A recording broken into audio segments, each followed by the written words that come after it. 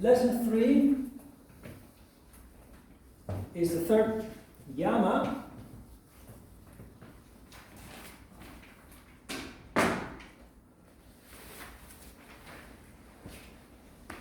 And that Yama is Asteya.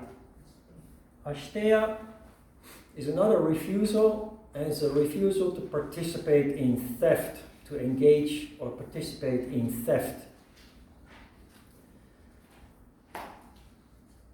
If I go to the supermarket and I put an apple in my pocket without paying at the cash register, obviously that is theft. Everybody knows that, so we don't have to talk about that kind of issue. We see the same kind of thing with non-lying and non-stealing.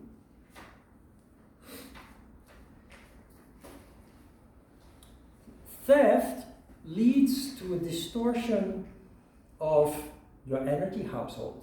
So, like with lying, people subconsciously or consciously feel that you are not being honest.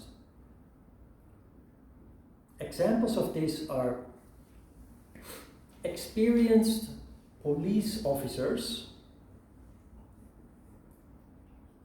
instinctively or intuitively distinguish people between honest and criminal. They walk in a shopping mall, they walk in a shopping district, in the street, and they are scanning. They are scanning the surroundings and they pick out the people that are up to no good by catching the vibration of those people. So like with lying, if you are confronted with a person that lies or steals, just like with violence, it causes resistance, it causes disharmony, it can lead to conflict. But at least it destroys trust and it destroys respect, both respect from other people and self-respect.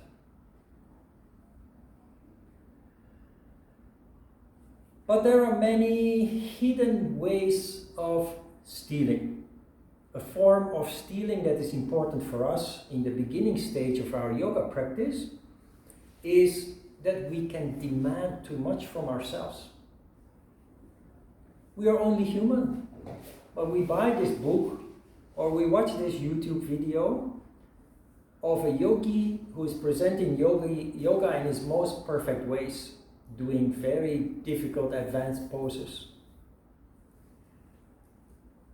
And you as a beginning yogi who is very motivated, of course you try to copy that, to emulate that. You see that as an ideal and you want to follow up on that.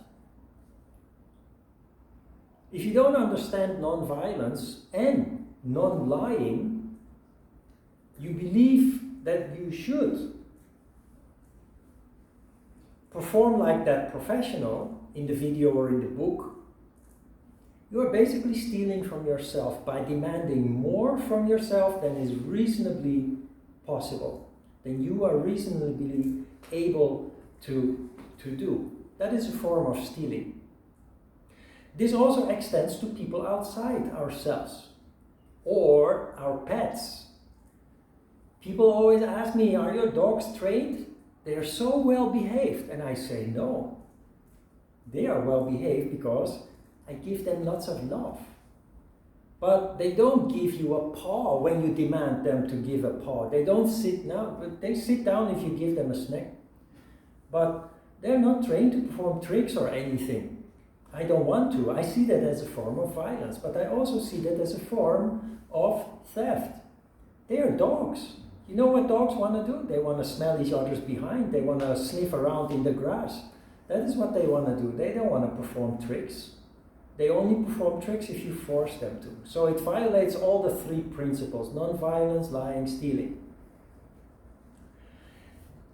Children, if you have children, you want your children, of course, to grow up to become successful adults. But we can go too far in that ideal and push our children too far, which then becomes theft. But it's a very tragic situation of which I will present you an anecdote of a student that once a member, I had from between 2008 and 2016, I had 2 studios in one of the biggest gyms in Korea, here in Yoido, called World Gym. Huge, 9 floors, 5,000 pyong. Anyway, so I was managing the yoga program and doing the teacher training classes there in the weekend. So I already told you a little bit about people who, because they are mentally top heavy, are physically declining. They go to the hospital. The next step is to go to the gym or buy a bicycle to start exercising.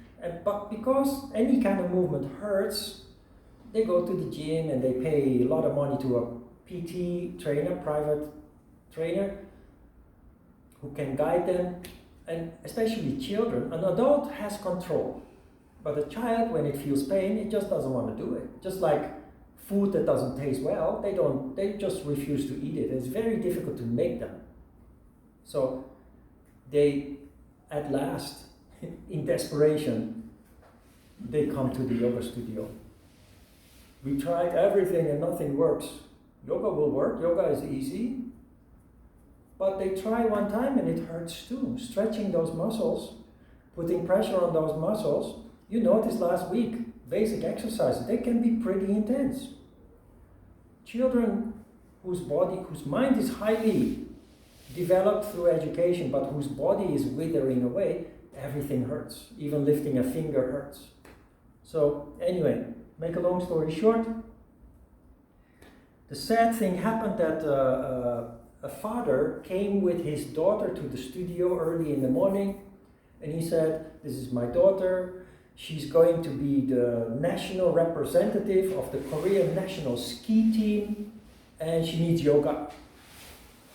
His words, not her. So, okay, she was only 13 years old or so, but quite tall and very dark. I immediately sensed her darkness, her gloominess. So he left her with me and we started our class. And she was like, "Do I really have to be here?" She didn't say that, but I felt that.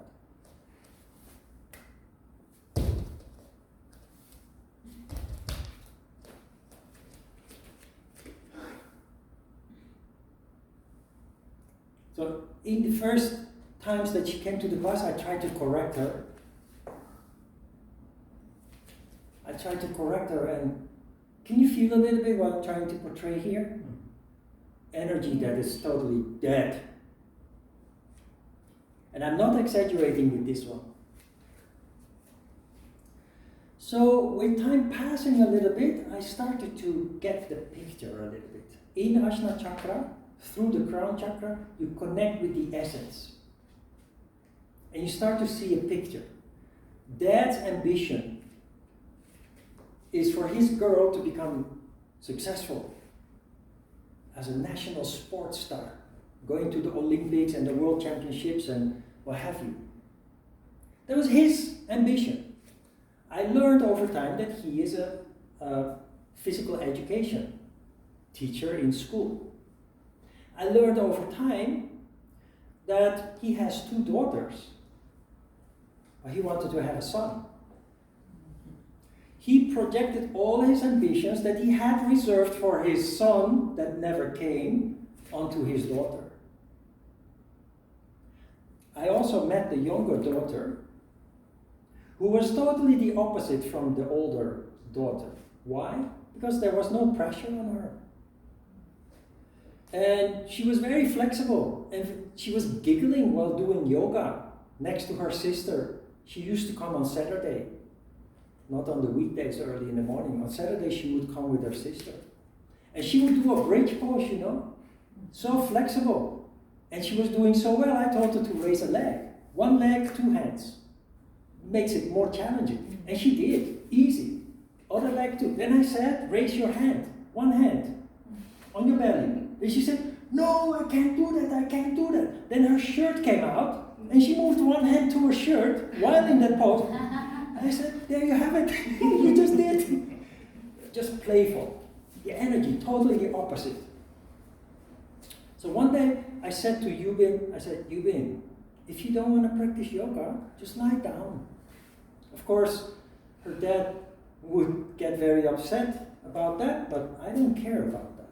I care about her, because it's abuse anyway. It's very sad what was happening with her.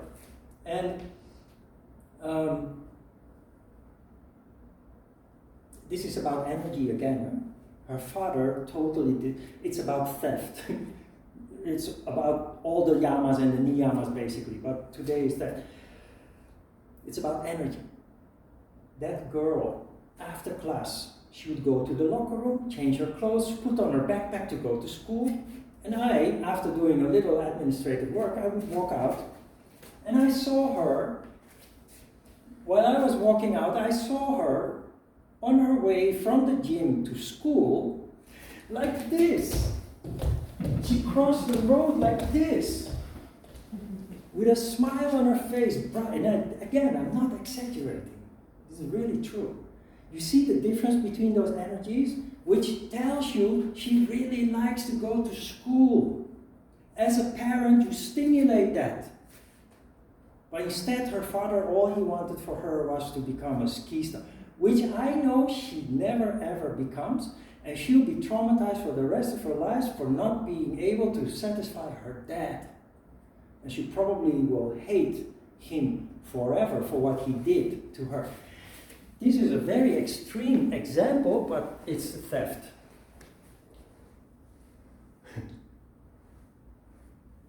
The morale of the story is children need to be guided, need to be trained, need to be educated, but in a flexible way.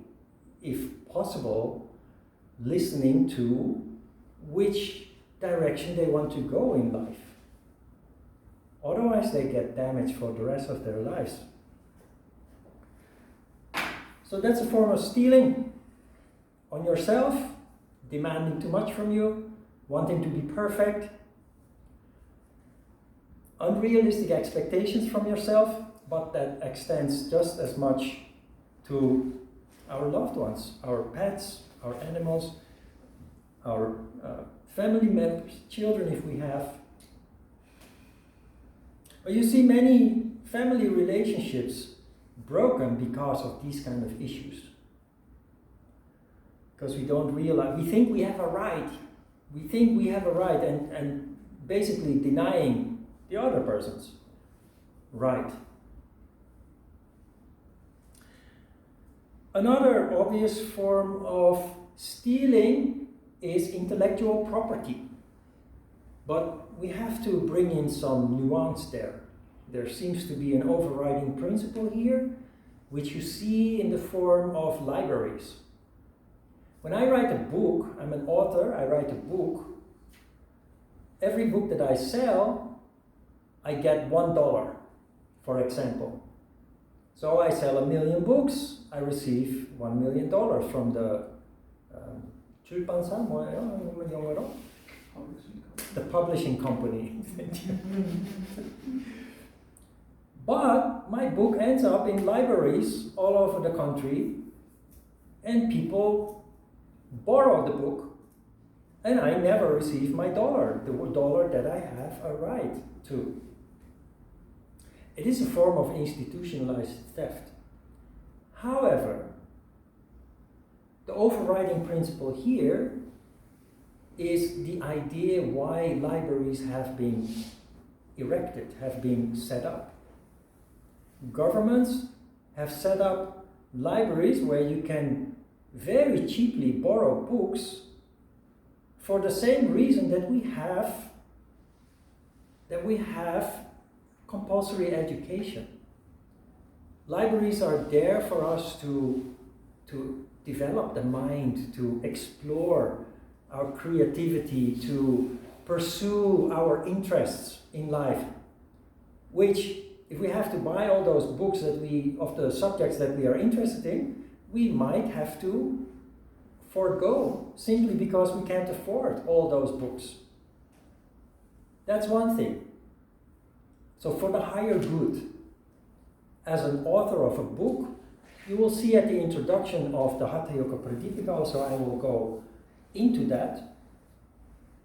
For the higher good, for the spreading of civilization, culture, there is a sacrifice being asked from the authors.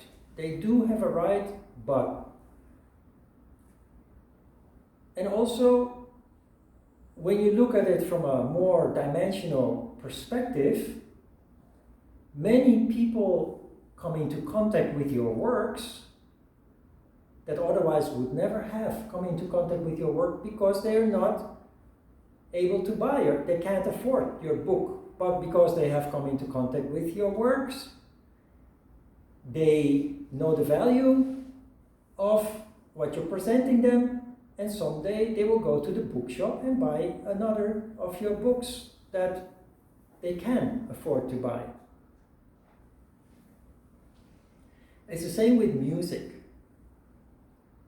In the past, you bought vinyl records. Most of you won't even remember. Then the cassettes came, then the CDs came.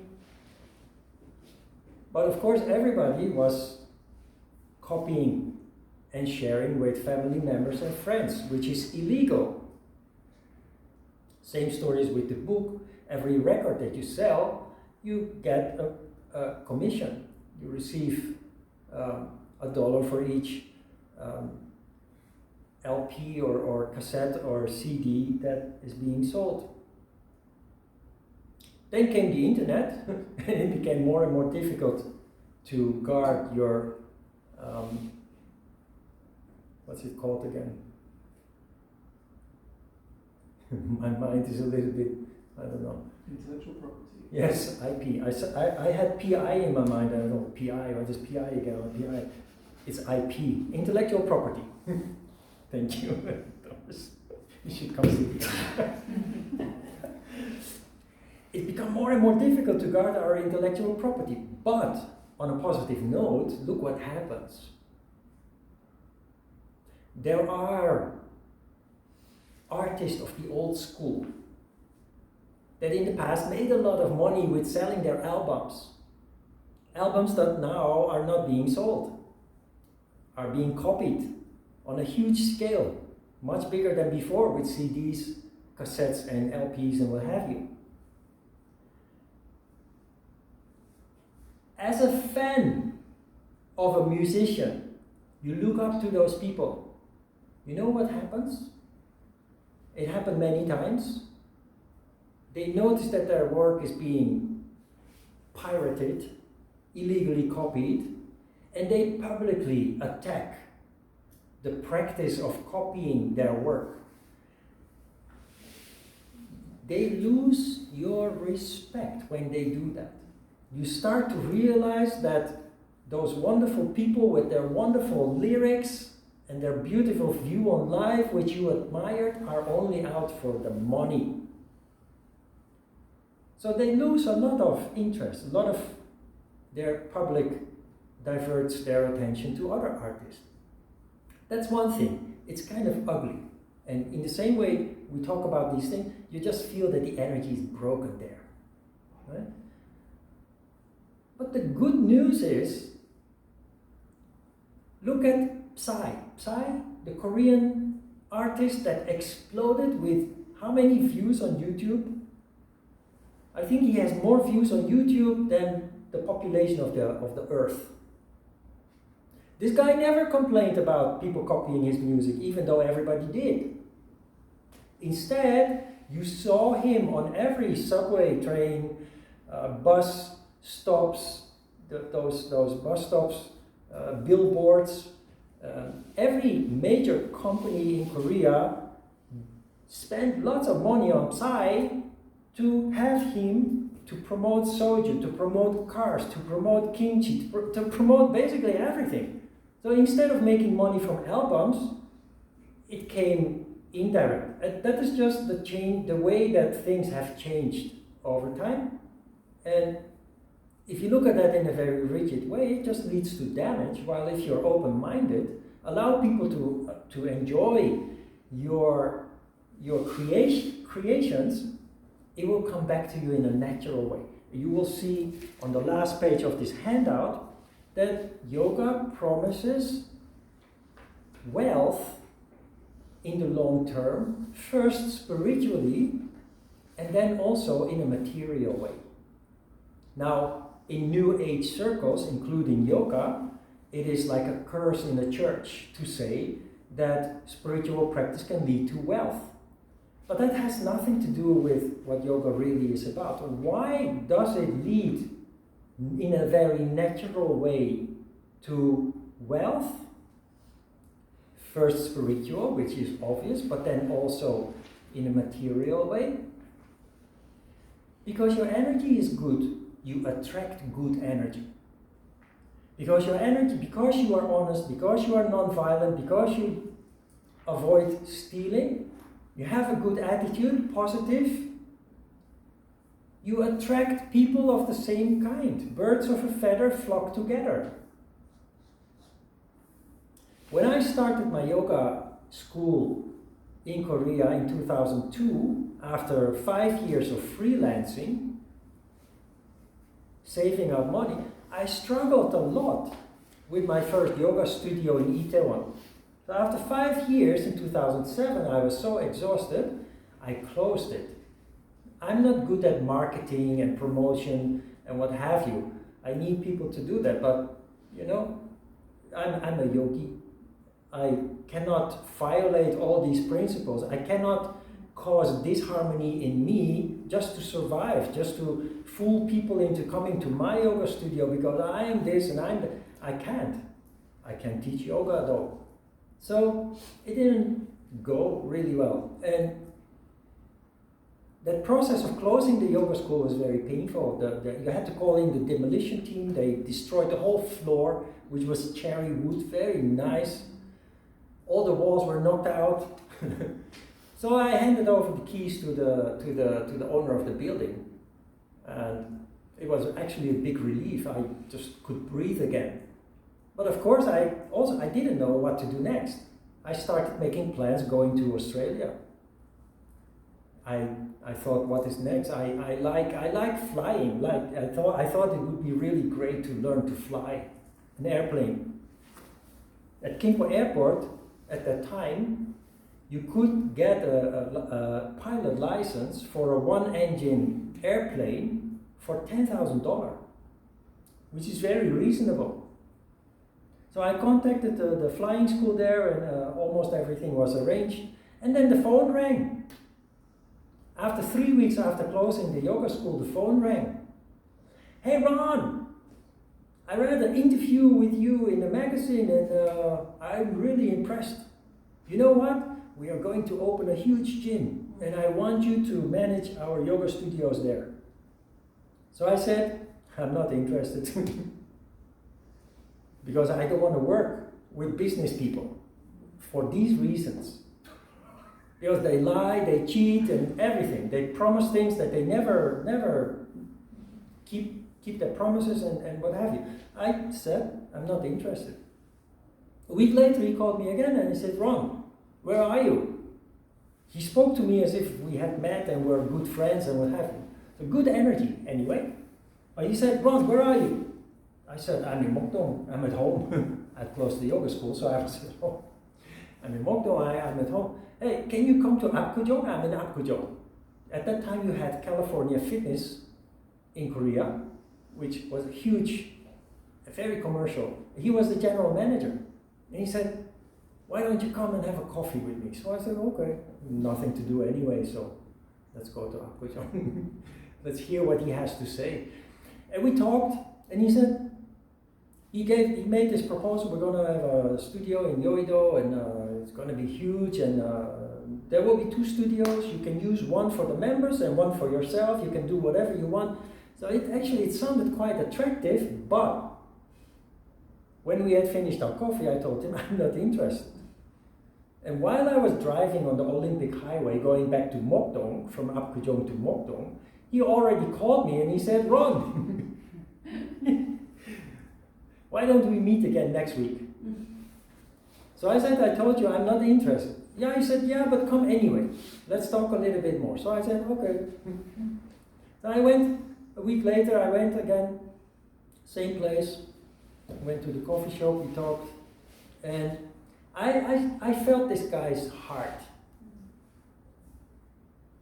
So I started warming up a little bit to his suggestion, but still, he's a businessman in one of the most commercial gyms in Korea, very successful at that time. I just really don't want to end up in such a web of manipulation and lying, what have you. But anyway, we had a connection. And to keep a long story short, well, I met him a 3rd time. No, after the 2nd time, he called me a week later. I had said again, after the 2nd meeting, I'm not interested. But I warmed up a little bit, but he called me again maybe 2 weeks later or so. He said, Ron, where are you? So I said, I'm in Mokdong. He said, I'm in Yoido. Can you come to Yoido? I'm going to show you your studios. And he knows how to manipulate people. I'm going to show you your studios. And it was still under construction, but I went there. It was huge. And he took me to the 3rd floor, and a big studio and a little bit smaller studio. This is for you. It was separated with a sliding door and an office. So nice. So then I said, okay. Then we met one more time and we finalized the details. This guy, later, when I introduced him, I called him a yogi businessman.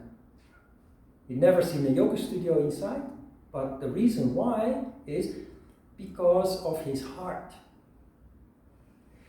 All his managers were all women. And that tells you something too. Because men are all about lying and cheating and ambition. He worked with people that he really could trust, and that trusted him. That tells you a lot. All his managers, while in total contradiction with other Korean companies where all the managers are male, all his managers were female. Financial manager, the facility manager, the fitness manager, the Pilates manager, all the managers were female.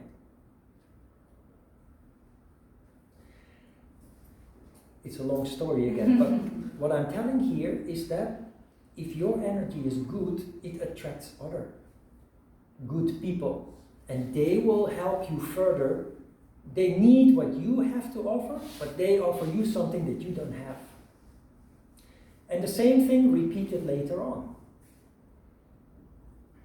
I have only 1 class per week, and nobody asked, how can you survive? I survived because 12 years ago I started experimenting with investment. And I lost a lot of money throughout the years, but I never gave up. Most people, when they invest a little and they lose, they never try again. They're so scared because money triggers Muladhara chakra, and money is psychologically very complicated if you pay attention. I never gave up. I kept trying. And until the day that the telephone rang and somebody said, hey Ron, you were a member of our investment club. Would you like to work with me? It was a woman, female, and she dropped out of the investment club as one of the 3 managers because she had a conflict with the 2 men there. There was the 2 men, like most managers that guide investment clubs, they manipulate people. They manipulate the stock prices with using your money. She was against that. So she left the company, Q.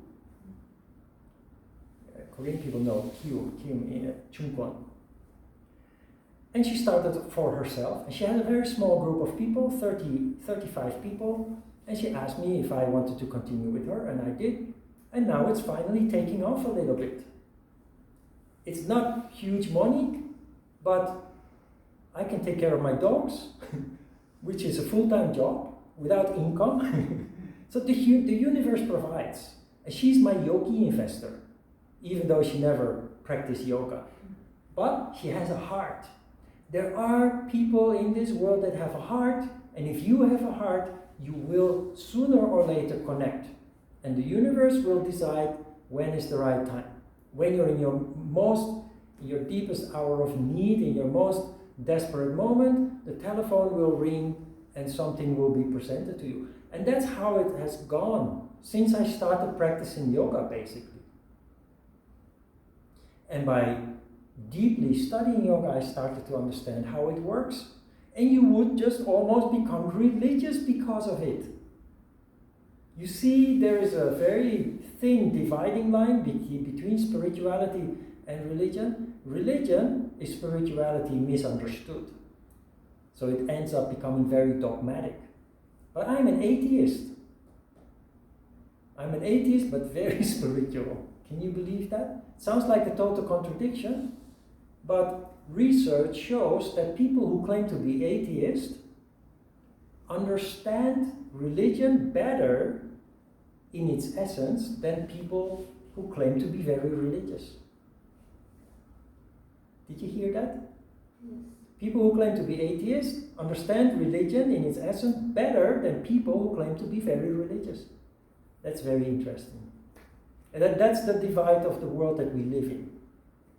Half of the people living below the diaphragm in fear, half of the people living above the diaphragm from the heart.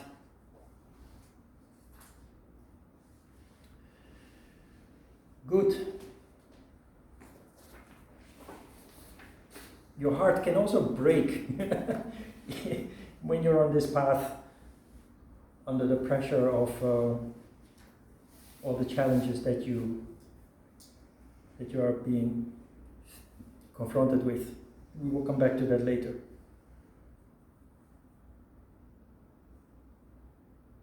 Questions? Well, stealing in words, I would like to come back to that.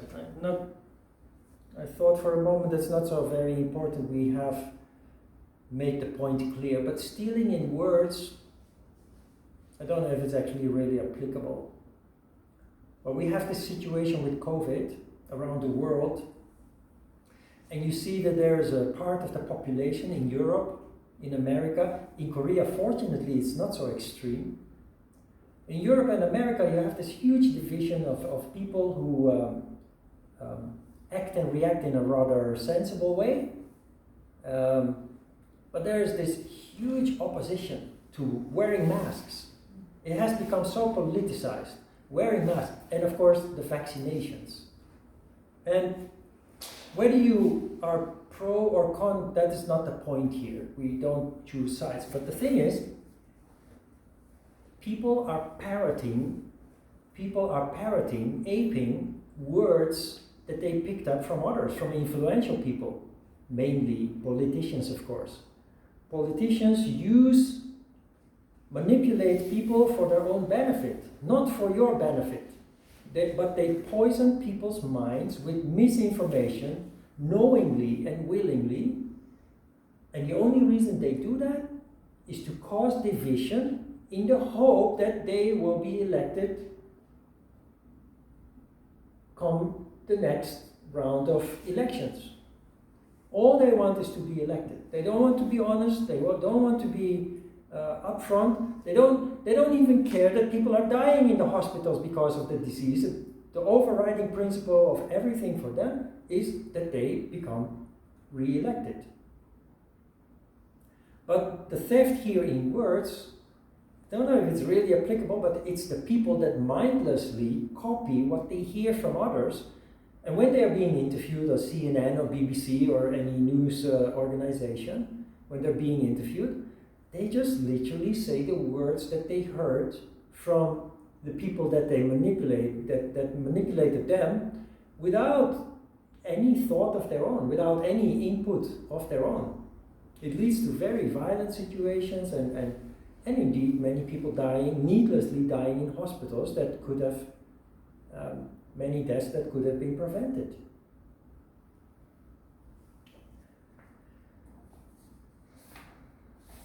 Good. Questions? About Ajna Chakra? About non-stealing? I have a question about nada. Yep. Earlier you said that nada is clearer when we're in a very healthy state, whereas on another occasion you mentioned that nada is more noticeable when we're sick.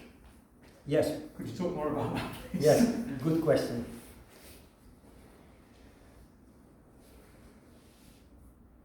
When you're very healthy, you have a big ball of energy buzzing. Nada is clear, but not loud. It's clear, audible, clear. When you're sick, your body takes in large amounts of Shiva energy to recover from the disease. And nada goes along with the inflow of Shiva energy. So if you have large amounts of Shiva energy circling around, naturally that the sound of nada is very present, clear. But when you're sick, it's not clear, but it's noisy. It's loud.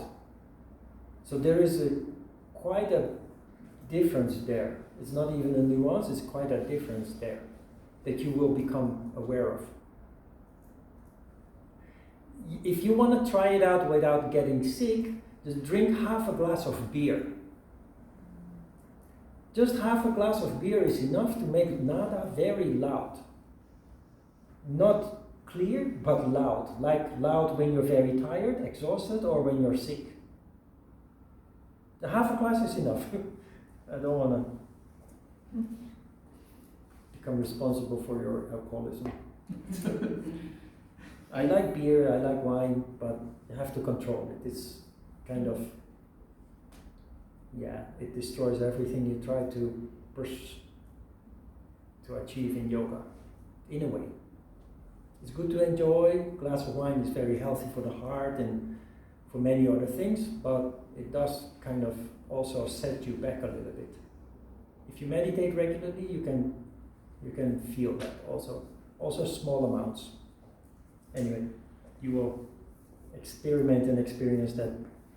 Ron, is nada the same as the buzz of energy that you feel when you're doing a forward bend, when you come out of a pose and you feel the buzz in your hands or your arms or in your head? You hear the buzz in your head and you feel the energy in your arms and your hands. Is it the same thing that you're experiencing? It's related, yes. It's related.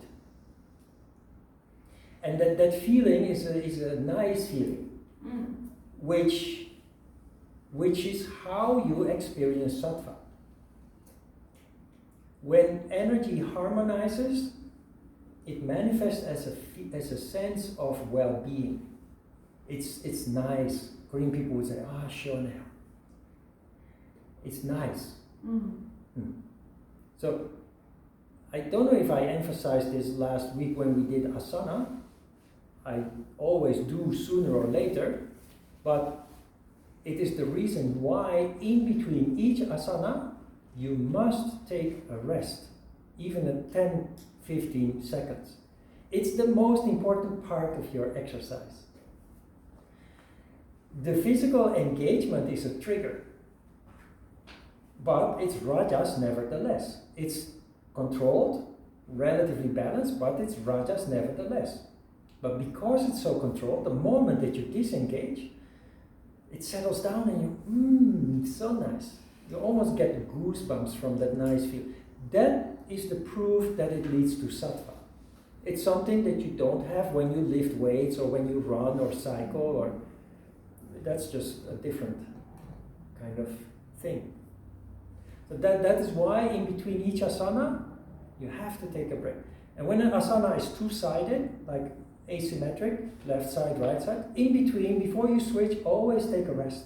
Allow the energy to settle down. Because it's not only the most important, it's the most enjoyable moment of your yoga practice, your asana practice. Yeah.